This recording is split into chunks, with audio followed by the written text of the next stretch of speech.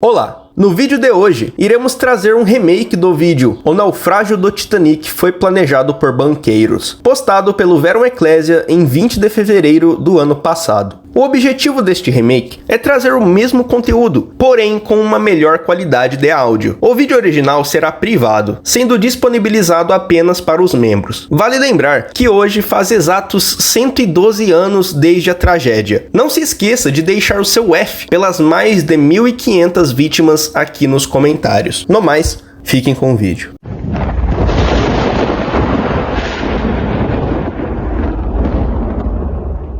Como bem sabemos, os Rothschild e seus asseclas conspiraram para a criação do Federal Reserve, o Banco Central dos Estados Unidos. Um desses asseclas foi J.P. Morgan, o famoso banqueiro e magnata americano. Outros membros ricos e influentes da sociedade se opuseram ao desenvolvimento do Federal Reserve, em oposição a J.P. Morgan. Três dessas pessoas foram os dois empresários judeus Benjamin Guggenheim e Isidor Straus, além de John Jacob Astor IV, o homem mais rico entre eles, e também o homem mais rico a bordo do RMS Titanic. No entanto, o fato de que essas divergências existiam não foi suficiente para implicar que o colapso e naufrágio do Titanic foi planejado e coordenado por J.P. Morgan. Curiosamente, quando você vai mais a fundo nessa história, você começa a perceber algumas coincidências que não podem ser ignoradas, principalmente quando se trata do próprio J.P. Morgan, que estava programado para embarcar no Titanic em sua viagem inaugural. Ele acabou cancelando sua viagem no último minuto, porque ele estava supostamente doente. Embora o motivo do cancelamento de sua viagem tenha sido uma doença, J.P. Morgan foi visto poucos dias depois com sua amante, comprando na Europa produtos de luxo e tapeçarias para sua coleção de arte. Segundo todos os relatos, ele parecia estar com a saúde boa e normal enquanto fazia compras. E J.P. Morgan,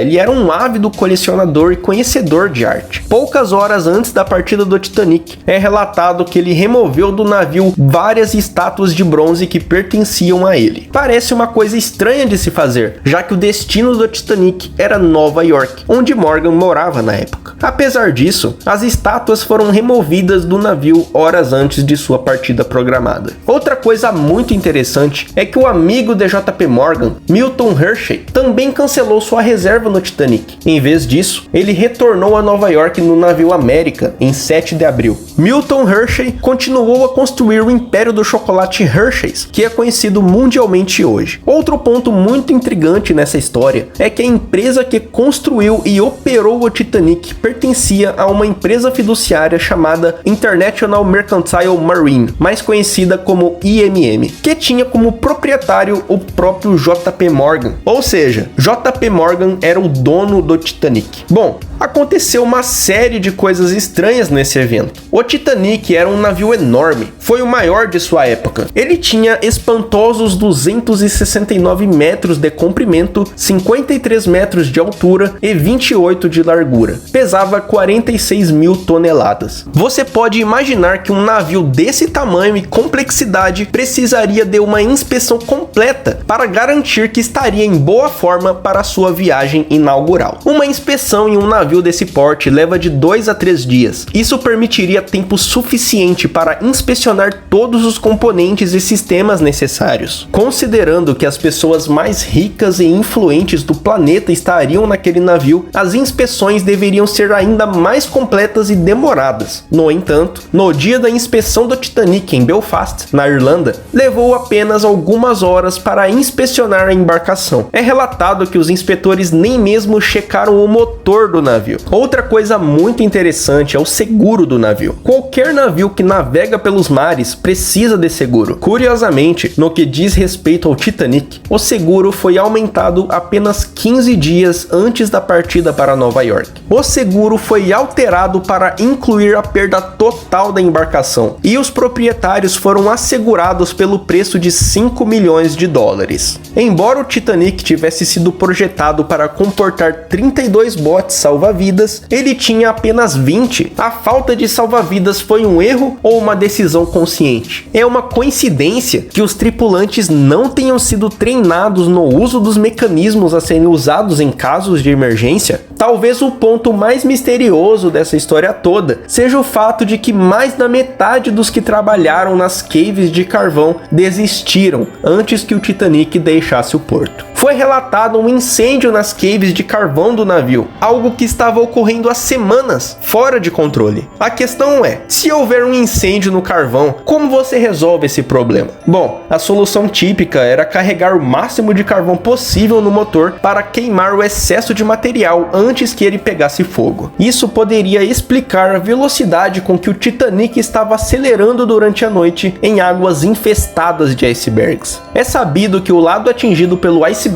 fica do mesmo lado que as caves de carvão. Será que um grande incêndio enfraqueceu o casco, permitindo que o iceberg rasgasse o navio? Se houve um incêndio tão desastroso, por que os passageiros não foram notificados e a viagem cancelada? Essa teoria também diz que o capitão Edward Smith também estava envolvido no plano. Ele foi um dos capitães mais condecorados e experientes que trabalhavam na empresa White Star Line. Ele comandou navios por mais de uma década e foi alavancando sua carreira até se tornar o comandante dos maiores e mais prestigiosos navios da White Star Line. Muitos passageiros só iam nos barcos que ele comandava. Ele era conhecido por inspecionar o navio diariamente e era amplamente respeitado e até mesmo admirado pela forma como administrava seus navios e tripulação. Parece estranho então que tantas coisas possam dar errado sob seu comando. Um admirado e experiente veterano do mar cometeu muitos erros em uma noite. Bom, ele ignorou 6 avisos de icebergs de vários navios diferentes que cruzaram as áreas para as quais se dirigiam. O Titanic estava navegando em velocidade quase máxima de 22 nós e meio. O máximo era de 24 nós. Cruzar a toda velocidade em águas infestadas de gelo parece imprudente, no mínimo. Como capitão, ele saberia do incêndio na cave de carvão, mas não disse nada aos passageiros. Seus tripulantes não foram treinados para disparar sinalizadores de emergência em casos de urgência. Enquanto os sinalizadores eram disparados, deveriam ser disparados em intervalos de 1 minuto, indicando a todos os navios da área que eles estavam em perigo. Em vez disso, eles dispararam 8 em 1 hora, com aproximadamente 6/7 minutos de intervalo. O capitão perdeu a vida quando o Titanic afundou naquela madrugada. Teria ido ele em uma missão suicida? O fato é que os 3 homens que eram contra o Federal Reserve morreram naquela noite. Naquela única noite, toda a oposição foi eliminada e JP Morgan, que deveria estar no navio, não estava lá. E 1 ano após o Titanic ter afundado, foi criado o Federal Reserve em 1913. E eu fico me perguntando, né, cara, será que o naufrágio do Titanic e a morte de mais de 1.500 pessoas não teria sido uma oferenda? Algum tipo de sacrifício satânico para a criação do Federal Reserve? Bom,